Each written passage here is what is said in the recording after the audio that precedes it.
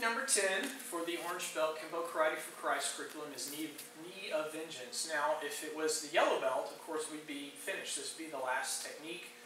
Yellow belt's kind of an introductory, but it only gives half the material that the other levels will do. So we're just at the halfway point here with orange belt with knee of vengeance. But since we hadn't introduced our 10th category of attacks yet, that of the multiple attacks either in combination or the multiple attackers, we're going to go all the way back to our first family again, going back to our grabs. And if you'll remember the first technique in this level here, which was mace of aggression, they're pulling you forward with that lapel grab. We talked about with the lapel grab, they can grab, they can jerk you forward, or they can push you away.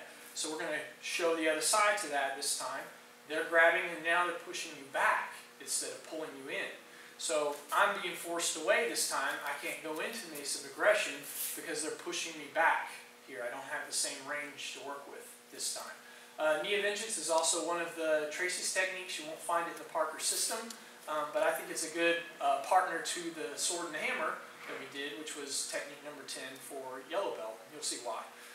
Again, it's only 2 steps. It's pretty short, but as they push you back here, I want to be able to bounce on one leg here. Knee of vengeance gets its name from the very first move.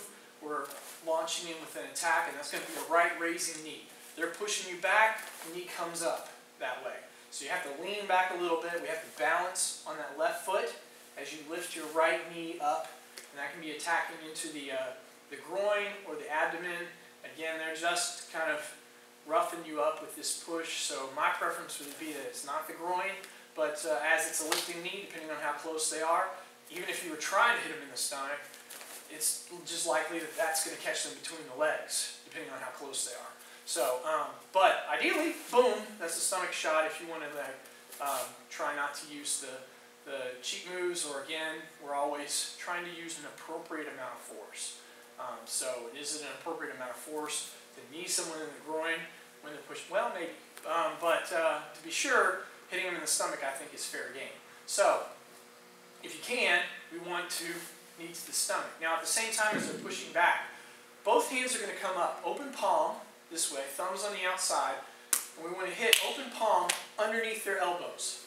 Hyperextending again, pushing those arms straight this way. They're pushing you back, okay, that's fine. We're going to come up, hit those elbows as that knee comes up, hit them in the stomach or between the legs, either or, boom. That's step 1. Step 1 is up. Step 2 will be down. So as we rise up with this knee, step 2, we're going to grab onto those arms, elbows. And if they have a shirt, it's even better, of any kind where you can grab behind. As I pull down, I want to cause those elbows that I locked straight to then bend. Jerk them forward. So we push them away with this. As we pull down, we're jerking them forward again.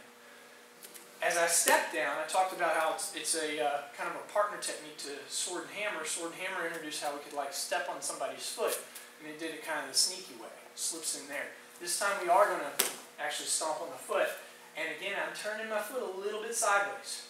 I don't want to roll my ankle, but I want to be able to use that smaller edge there, this step, right across the smaller bones, the thinner bones, along the top of the foot. Very painful. So it comes up with the knee.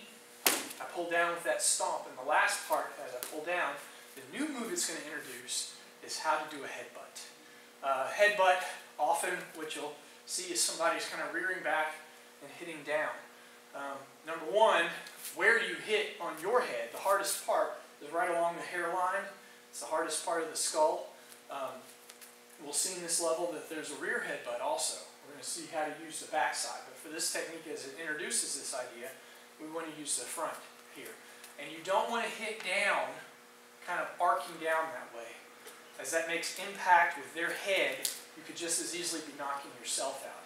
You want to think in terms more of like a deer or a ram, and the way they would buck into it. So you want to get your head line at least level 2 or below what you're trying to hit, and kind of ram forward, buck forward with it. Not come down at an arc, because that will hit and you're just as likely to knock yourself out. So as I've gone up with this, when I pull down, I want to think of boom, pulling the arms in and ramming forward with that hard part of my head, and that can go right into their face, into their nose, something like that there.